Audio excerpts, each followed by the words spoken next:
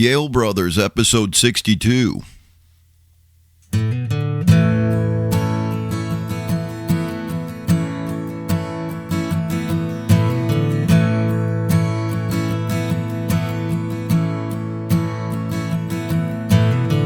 God bless the dreamer, Lord, and keep the broken fool. God help the children, Lord, who play by their own rules and bear the tragic consequences of all the plans they left behind. 'Cause it's not getting any better. It just seems that way sometimes.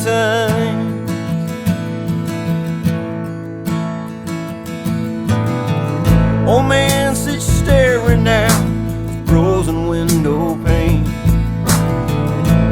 watching the time slip by with every drop of rain. Getting harder to remember the restless years that passed him by. He ain't getting any younger. His broken angel's gonna fly. Yeah.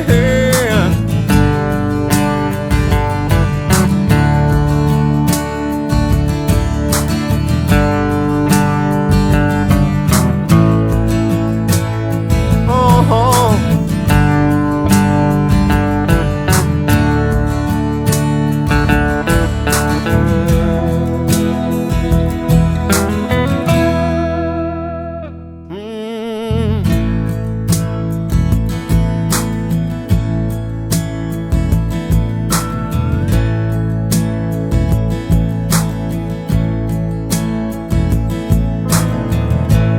Like to slow down, but you got so far to go.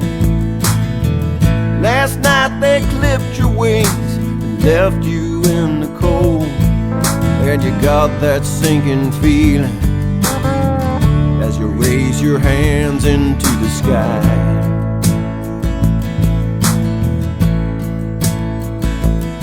This rusty chains could never bind you.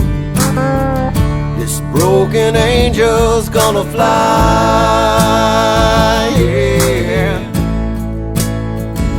These rusted chains could never bind you. This broken angel's gonna fly. This angel's gonna fly. This angel's gonna fly.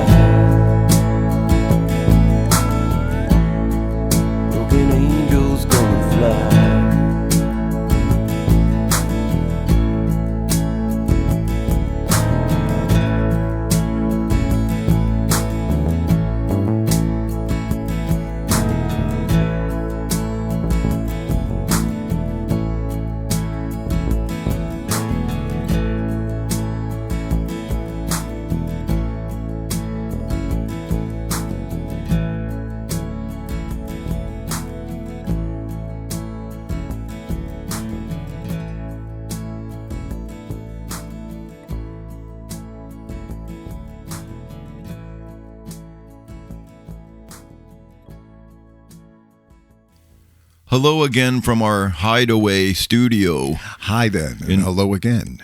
That's Paraquat Kelley. Paraquat Kelley, what a 70s. What a throwback. Yeah.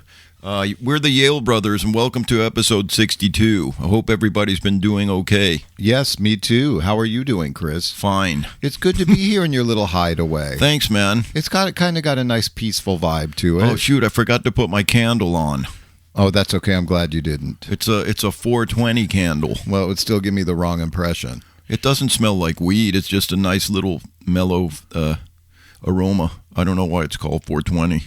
Oh, please. Probably to mask the 420-ness, which it's not going on in here. But I should say not. Yeah, so... Wait. I don't smoke weed. Don't you know I'm an alcoholic? Yeah. You're either a stoner Yeah. or a booze hound, like Pigpen was the odd man out. Pigpen at Grateful Dead. Yeah, he was the drinker, biker, drinker. Yes. The others were smoking and doping. And What did all the other keyboard players do in the Grateful Dead? some of them died. That's what I'm saying. Why is that? I don't know. Why is it the keyboard players?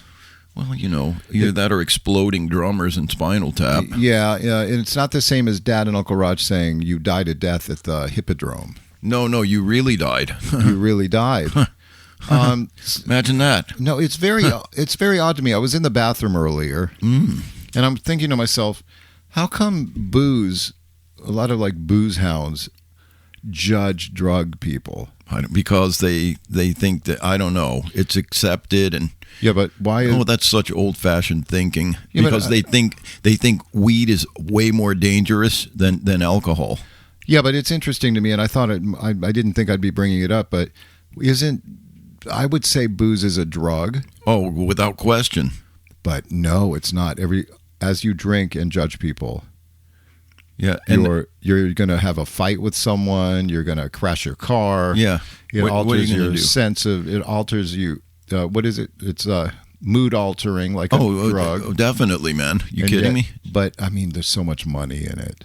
Yeah, there is now. And so you say they drink and judge? Yes, drink and judge. What about you? You don't drink and you judge all of it. That's funny. Do you think I'm judgy? Yes, I do. But why? Was I always judgy? I have no right to be judgy. Look at me. You don't have to look at me. You know what I look like. I've seen enough. I don't want to see no more. But you've accused me of being judgmental. Yes, I have. Is that in itself judgmental? Brenda thinks I'm judgmental. It's a fact, man. I could be. 'Cause if you see someone drinking, you go, oh. I thought you. Alcoholic. I thought. Yeah, well, I don't. I mean, you gotta. I mean, I don't really care. You bloody like a alcohol. lot of people go, oh man, it's up to them to decide if they have them. No, Well, it is. But I could still judge. But why? Cause I don't know why. You don't like it. No, I don't mind it. I don't care about you it. You don't want anyone to be able to enjoy a cocktail like a regular person. And, and you know many people that drink like gentlemen? I don't know. Do you know many people who do blow like gentlemen, or I don't know. Sure, just a if little you're drinking, taste, why don't man. you just lay out a couple rails for people who don't want to drink? It's the same kind of thing. You're changing your mood. That sounds pretty good. Oh, okay. I Yeah, forgot. sweet, man. But you think I'm judgy on other things too? Well, I never did cocaine because I wanted to get high. Yes. I like the smell of it. I don't. What are you talking about?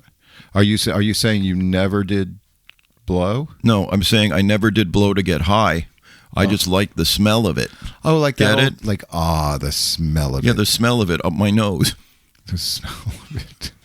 I'll tell you, sometimes I used to pass by things that thought I smelled blow. You know what I mean? I don't or speed understand. or something. Yeah, you know that little chemically smell. Kind of like that Pepsi Zero. Yeah, It's all kind of. Yeah, chemically. I know, man. I mean, it's a druggy in there. Think That's a about drug it. too. We're drinking Pepsi One, and it's basically, when you think about it, just carbonated chemicals. Yeah, but let me ask you this: I like is it. coffee a drug? Oh, definitely, it's a stimulant, so man. caffeine, all these things are It's an drugs. upper. All these things are drugs, but you're Sugar's a gonna drug. Oh yeah, Love is a drug. Give me. That's funny. Sex is a drug. Is that the New York? Because I wasn't wanted to talk. That's not Lou Reed, is it? Oh, can't you see? Love is a drug for me. Is No, that New York Dolls? I thought it was Roxy Music. Oh yeah, I might be wrong. think you're right. I think you're right. But I want to talk about Lou Reed in a second. Oh. But I think I am judgy, and I don't have any basis to be. I have no right to be judgy. Judge not. And I'm not talking about booze and drugs. I'm just talking about going through life. Okay. Well, I mean, we're all. Like- come on, let's not kid ourselves. We're all judgmental. Look at that asshole over there. Yeah, Oh, my yeah. God. Who's that clown? That guy's an asshole. Then Yeah. it ends up he's not. No, he just looked like one. Yeah, that's why we might be wrong in judging recording artists, because of the cut of their jibs. See, no, I do that all the. No, you can't help it with Eric Clapton. No, but I kind of have that feeling when I look at Lou Reed. How about Roger Daltrey? Yeah, way more. You know what? I love Pete. I love Pete. I don't think I'd pay money to go see Daltrey by himself. No, I would go see Pete. Mick Vicker. Free me. All right, so you. I didn't mean to take you away from your Lou Reed. I don't want to squirrel you. Well, I got that same impression from Lou Reed, and I don't know. No. You didn't? Do you think Lou Reed's lovely? I'm sure he could be an asshole, but he's apparently he was kind of on the difficult side. He was, so I wasn't wrong to be judging. I don't know the man. Now I don't have a chance. Because we don't know any of these people. No, but I love Lou Reed. Why?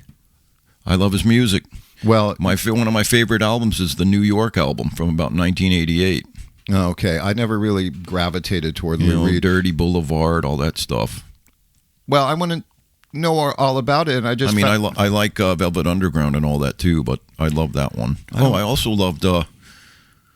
He had another solo album that I think it was called Mistrial. I Love You, Suzanne. Yeah, I think that might not be the album that I'm talking about. Oh no, Love Is a Drug you're talking about. New Sensations was the name of that album. So he's got the one that goes New Sensation. No, not that. Oh, that's autoerotic. I love my GPZ so much I could kiss her. Motorcycle. Well, let me ask this question: was that a put on the way he was? A put on? You just his persona, was he kind of a put on with that?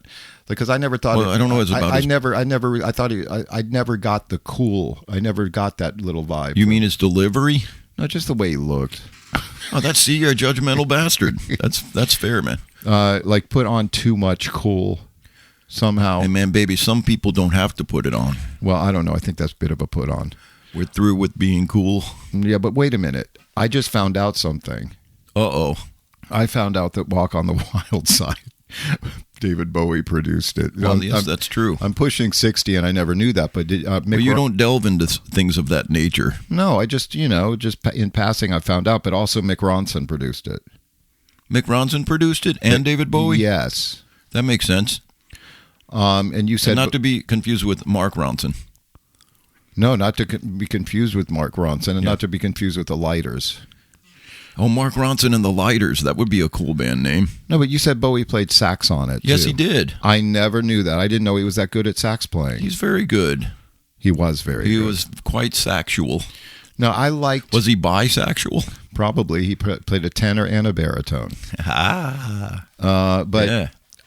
Bowie, I gravitated to. You knew somehow... he was cool, which is also. We know that for a fact. Let's face it, that was kind of a put on too. No, we know that for a fact because we met him and he was quite a gentleman. He was very nice. His bodyguard or whatever didn't want us to come near him, and he goes, "No, that's all right." Yeah. Oh, that's cool. No, but I mean more about Lou Reed. I never really gravitated to him. You and Lee Kai love our cousin Lee Kai. You guys love Lou Reed, of course. You like the cut of his jib. I think he's cool, man.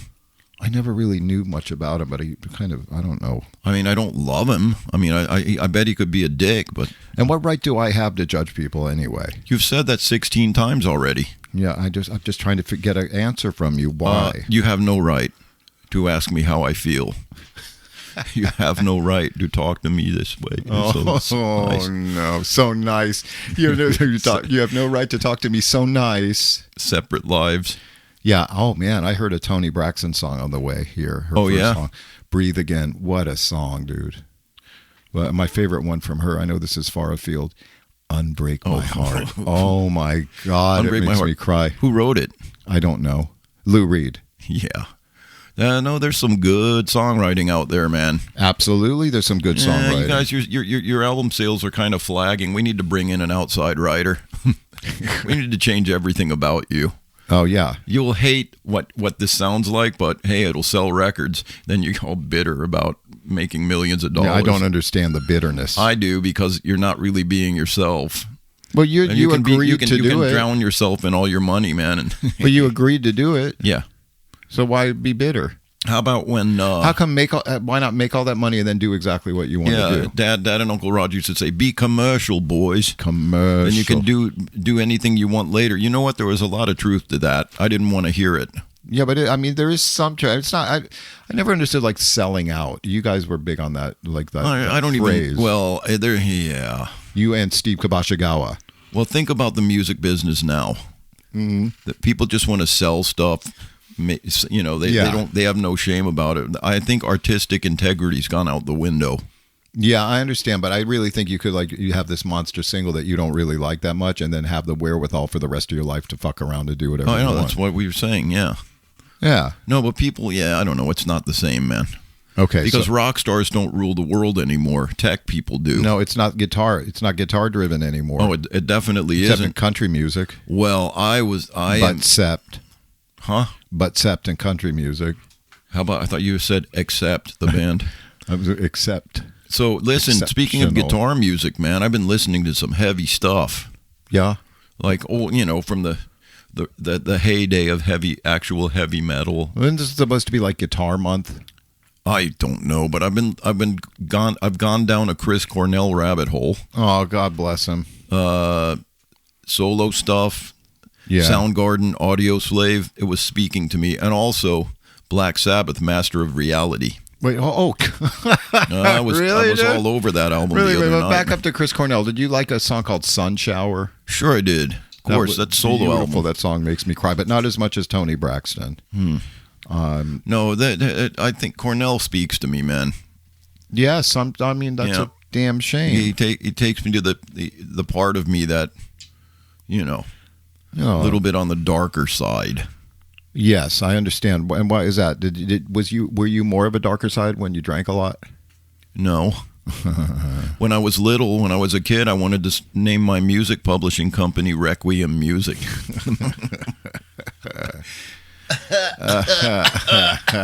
Requiem. I love you. Wait, that sounded like the beginning of that. I know. Black You Sabbath. introduced me to my mind. Wait a minute. What's that song called? Sweet Leaf. Come on, man. Oh, man. That's funny. Yeah. Wes loves that song. I know he doesn't have does. anything to do with weed or drinking or anything, but he just loves that metal. Yeah. It's awesome, man. Yeah. So, by the way, what you heard in the beginning was a remix of my song, Broken Angel. Oh. A friend of mine in Australia volunteered to remix that for me back in the day. His name's Peter Knight, otherwise known as Wiz. He has a place called Ozland Recording Studios. I don't know if he still does or not, but we had the same equipment back then. We were all using the Yamaha AW. He probably had the 4416. I have the 2816, but the files are compatible. Is his better than yours? Was his better? It's same. It's the same. Just but how come it's different numbers? More tracks. I mean, more faders. Mine had 2 layers of 8. And what's His he got? 16. Oh. It amounted to the same thing, but he didn't have to switch the layers. But anyway. But why did he want to remix your shit? He liked the song, and he wanted to soup it. Yeah, we were part of a Yahoo group about the AW. Oh. And everyone shared songs and things, and he loved it, and he was nice enough to remix it for me. Anyway, at the risk of rehashing a song, that's just a different mix of it. Thank you, Peter. No. It was good stuff, man. I remember that. That was a long time ago. Yeah, I can't believe that's like 15 years ago. Yeah, and it's not. And I got a question. I'm getting used to this mic technique. I don't want to mouth breathe when I'm trying to record something here. That's a good idea. Well, I mean, it would be hard for you not to mouth breathe, because you're a mouth breather, man. So how about my little grandson? I took him on stage at a break, and I was trying to tell him to say something in the mic. He tries to eat the mics.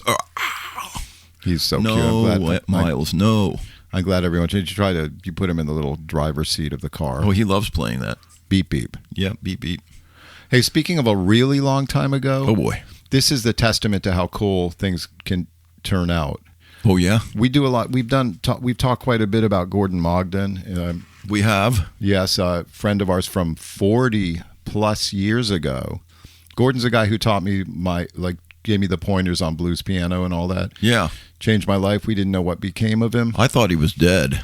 I didn't know what to make of sure? it. I don't think he's very much older than we are. Maybe Are you sure? You mean by 10 years or so? Maybe. Or a little more. But more than that. Well, I wrote a blog post called Leon's Piano. Yeah. A couple of years ago. Uh-huh. And Gordon's son saw it somehow. I don't know That's how. weird. We're not friends on Facebook. I don't know the hell. I don't know, but it started getting a lot of play, that thing, and all of a sudden there's a comment. Maybe he searched his dad's name. Maybe, yes, exactly. Yeah. And then he said, "Oh my God, I can't believe it." Now, I talked all about Leon Russell and learning on the piano that Leon used in the concert for Bangladesh that Gordon taught me on 3 or 4 sessions. It changed my piano playing. I can only imagine if I really stuck hard practicing that stuff, but it was enough to change my piano playing. Yeah. And I talked a little about in the blog post about Leon Russell, Gordon, Ellie, everyone who touched our lives at that time. And there's his son saying that brought a tear to my eye. No way, man. And I'd like to connect you guys. So he's still alive, huh? He is. He said, find him on my friends list. So he's got the kind of page where you can't really send a friend request. Have you seen pages like that? Yeah. But I messaged him and he messaged back. Oh, wow. He said the same thing. He didn't realize how much he had touched me. Yeah, man. In that respect. That's cool. Yeah, in that respect, 40 plus years on, man. That's crazy. I'm glad he's okay, and I'm glad it's awesome. Yeah, he's fantastic. He took us down to the Paradise Studios and all that, and got to play on the big sound stage. Paradise Studios was Leon Russell's place on Magnolia Boulevard in Burbank, I think. Oh, man. That was fun. And that really influences it, gave us a little self-confidence. Yep. And I don't know how or why, but he thought enough of us to let us do that. Well, that's a beautiful mentor. Yes, a de facto mentor. Yeah. That is really cool. I'm glad glad we talked about that, and it's amazing shit like that happens. Yeah. Speaking of shit, have you've been messing with the Pro Tools, haven't you? Excuse me, I don't have Pro Tools. I mean Logic Pro. Yes, Logic Pro. Yes, how's that going? It looks really cool, and you've been messing with some riffing, and it sounds good. Yeah, thanks, man. I took a string off my Telecaster, my 78 Telecaster, and I tuned it up into Open G a la Keith Richards, and it opened up some really rockish kind of possibilities for me.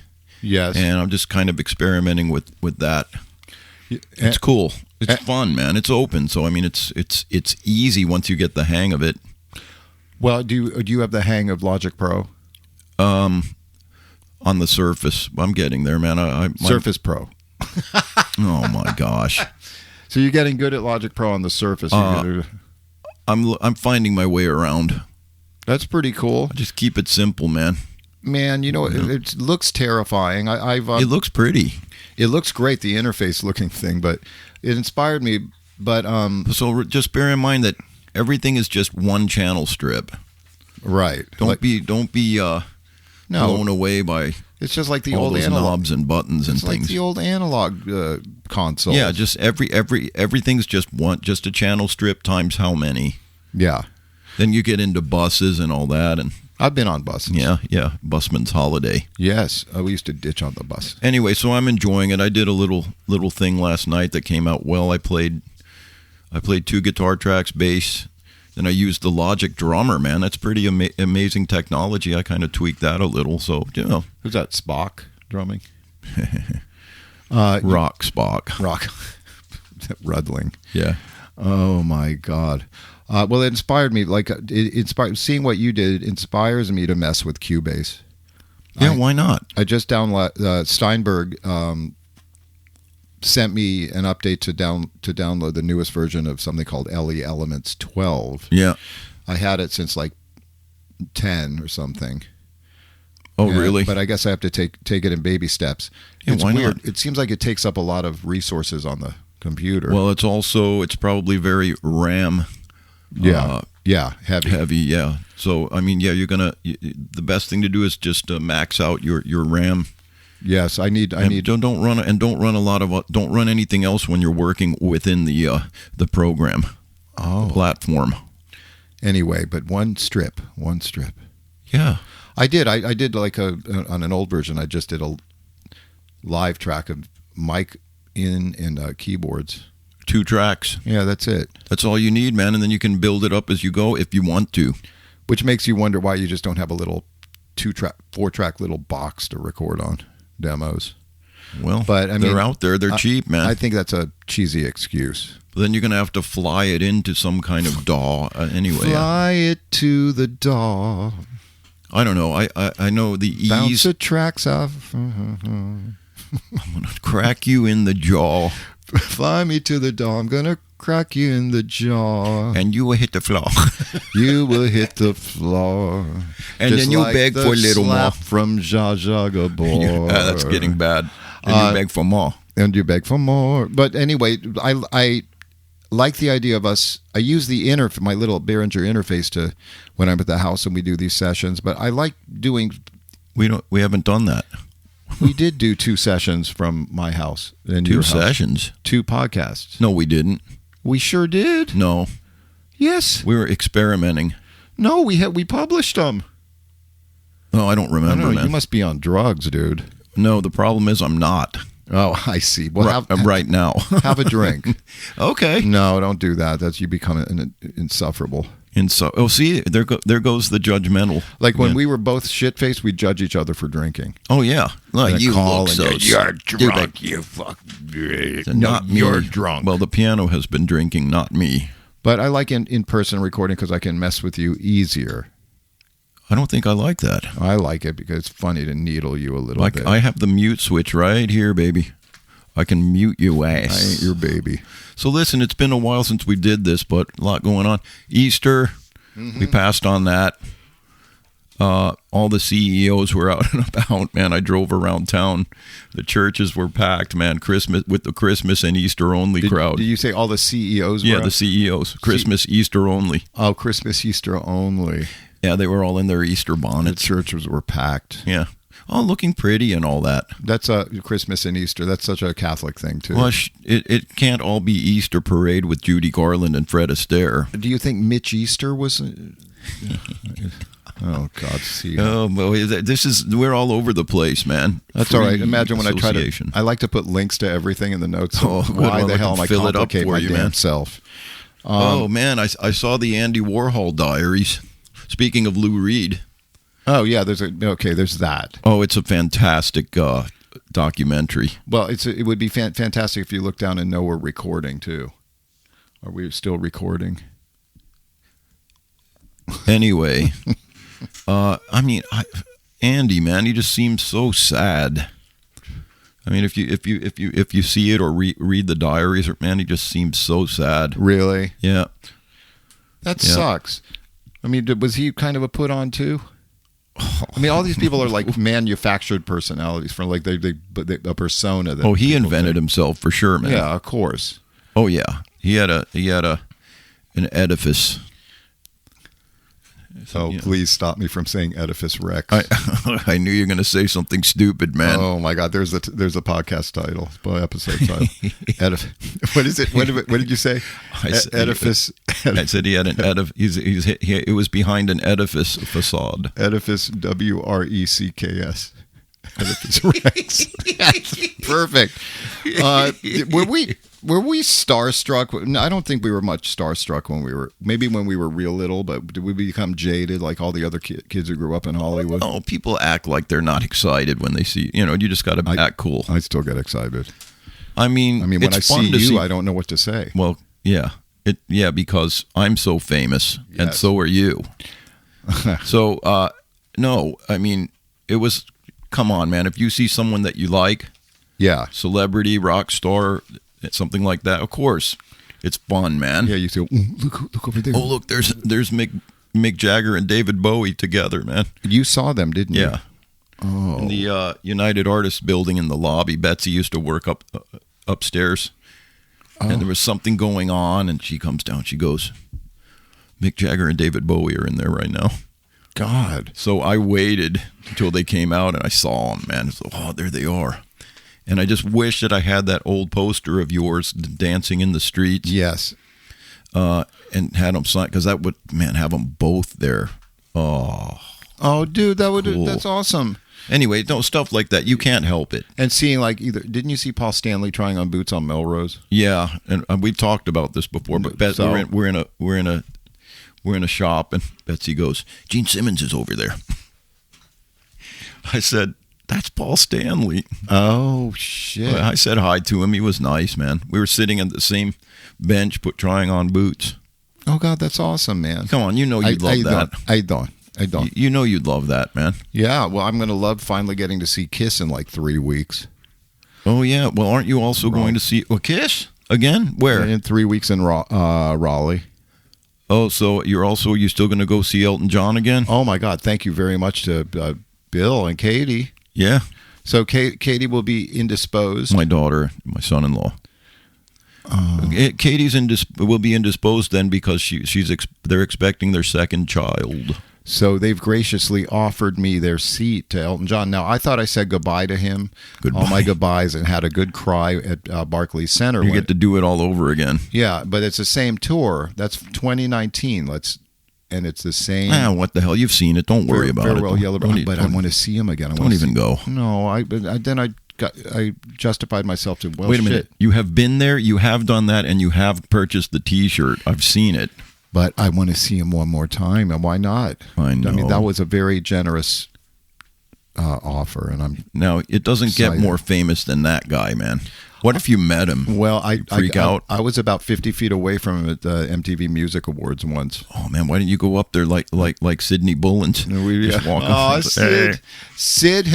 Sid, by the way, has. I don't believe we've met. No, Sid said he. No, what is? Elton John walked up to, at the time, Cindy. Yes. And said, "I don't believe we've met. I'm Elton." Yeah, and then Sid said, I saw him with a capital H walking over. That's awesome. Speaking of Sid has gone off to L.A. to record a new album with the Refugees. That's cool. That's really cool. Dude, this is exciting. We've talked about a bunch of stuff, man. I'm very happy. Well, you got me at a good moment. No, yeah. I crawled out from under my rock for a second. You seem like a little chipper today. Well, I just had this chemical concoction of Pepsi One. I had some coffee, and I had a good sleep, so... That's really nice, man. Yeah, maybe my meds are kicking in. Who knows, man? My God. I've been on 2 nature outings lately. Yeah? One to a place called Marine Memorial Gardens and one to Myrtle Beach State Park. And you're a little nature boy, aren't you? When Brenda goes, she grabs a walking stick just to fend off any kind of thing. Shillelagh. Yeah. Gotta have a same old shillelagh, man. Yeah, shillelagh. It's good to have a walking stick to fend things off, man. There are alligators back there. I would think so, man. That's nothing to mess around with. Honestly, I would recommend a sidearm. Yeah, that'd be a good idea.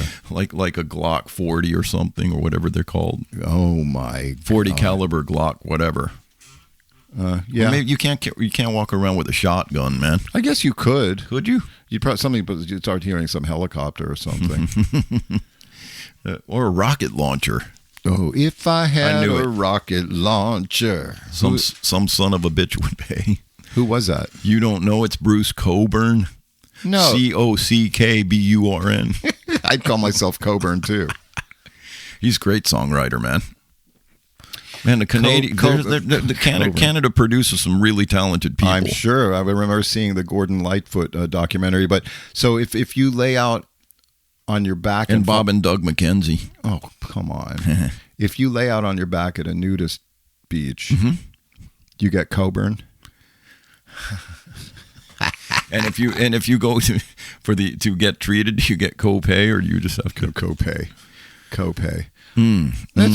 So we've established that I don't like Lou Reed. I don't care. You're a judgy bastard. I mean, like it makes me, and then I regret being so snappy about Jackson Browne. I got to go listen. Oh, you feeling guilty? Yeah. Oh, big deal. There are people I don't like.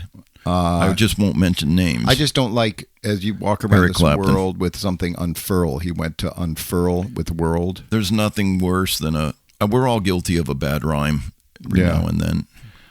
But that is, that's unforgivable. That's like a cardinal sin. Don't say unfurl with world. No, that's crazy. It is good. You're a pretty good songwriter. I'm a work in progress, man, and I'm actively doing it again. So I love that you're a pretty good songwriter too. But when are you going to write a song? I wrote like 3 songs of my whole life. No, you haven't. I think we should have a challenge and bring song ideas to each other. We didn't really collaborate. We brought ideas to each other and said, play this. Not really. We kind of, we collaborate a little, but that's how songs are. Like on a bridge or something. Yeah, right, exactly. We jump off.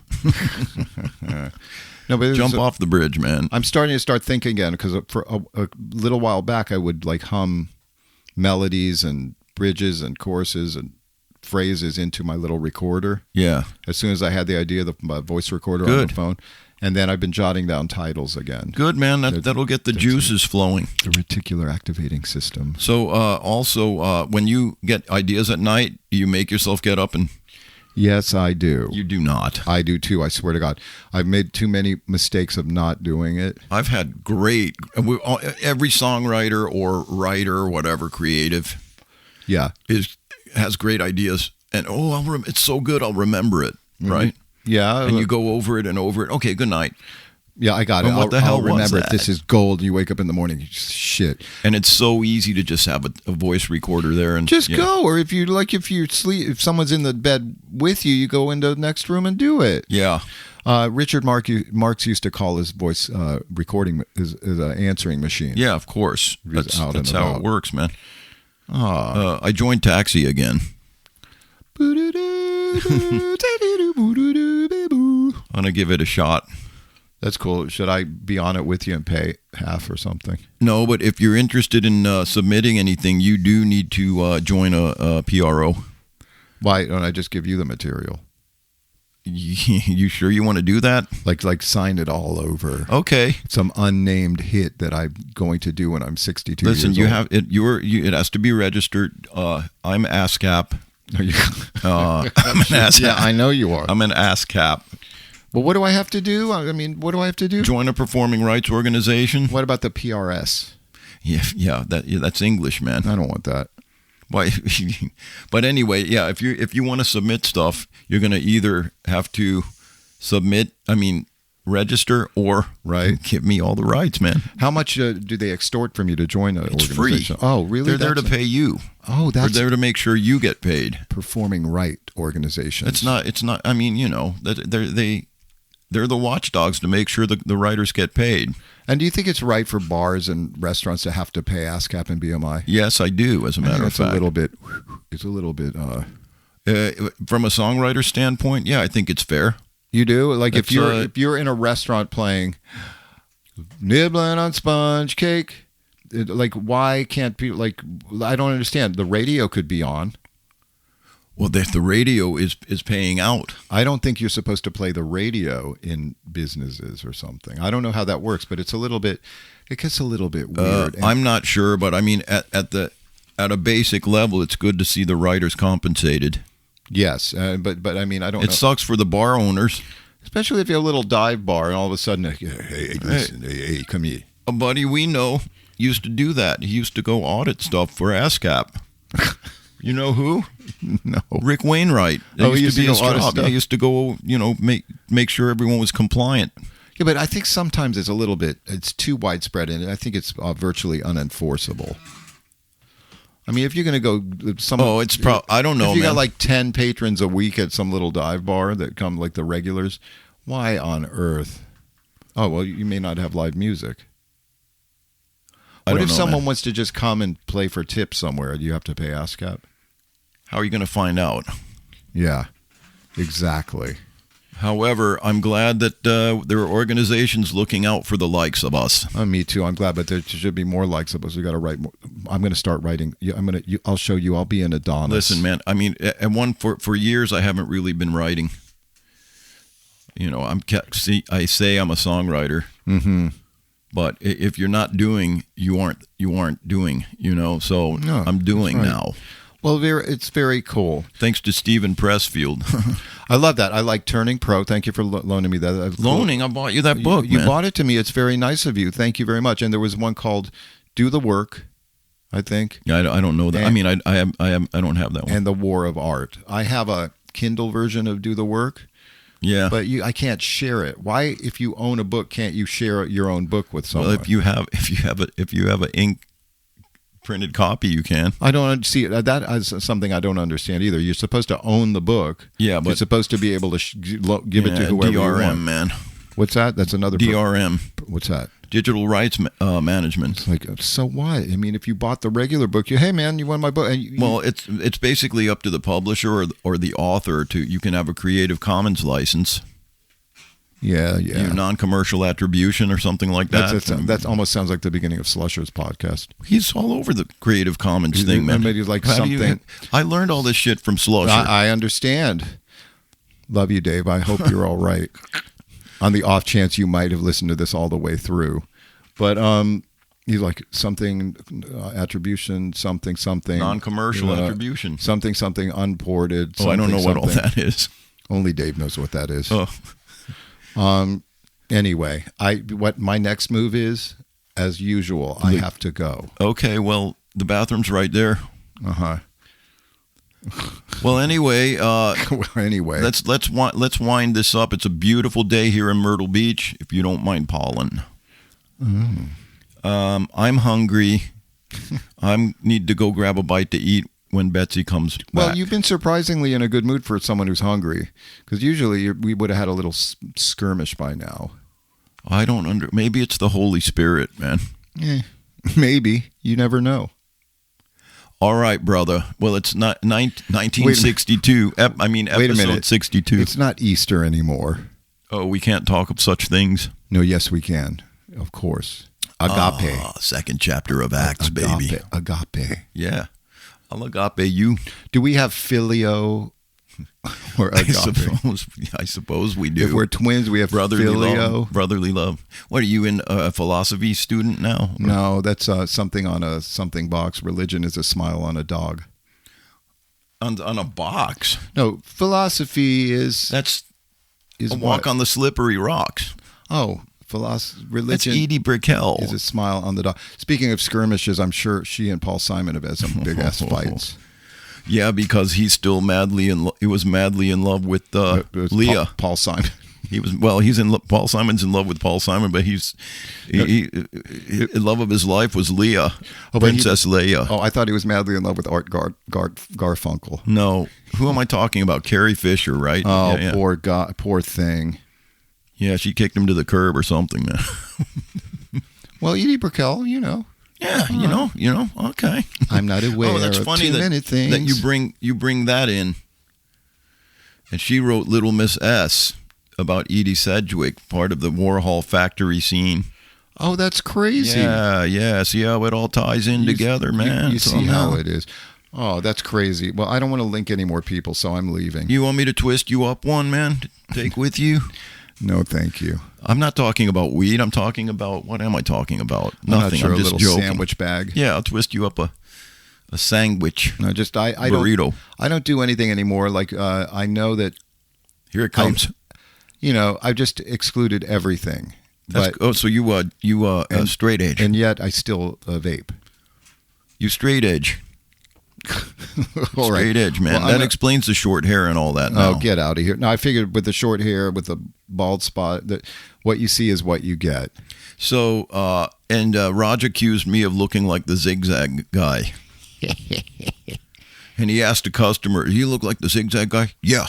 Well, that's the customer asked if you could cut open the whole cigar. Oh yeah, I said, "You want me to clip this for you?" He goes, "No, I want you to open it." I said, "I'm not opening this." He goes, "I'm just kidding." No, but it was 420. It was 420, man. Yes, it was. And didn't someone just legalize marijuana? I forgot what state. Maybe North Carolina? No. I don't know. But New Jersey. Oh, maybe New Jersey. But New Jersey. I don't know. I don't know. The day after 420. Wouldn't it have been more symbolic on 420? Yeah. That would have been really appropriate, but for the old sweet leaf.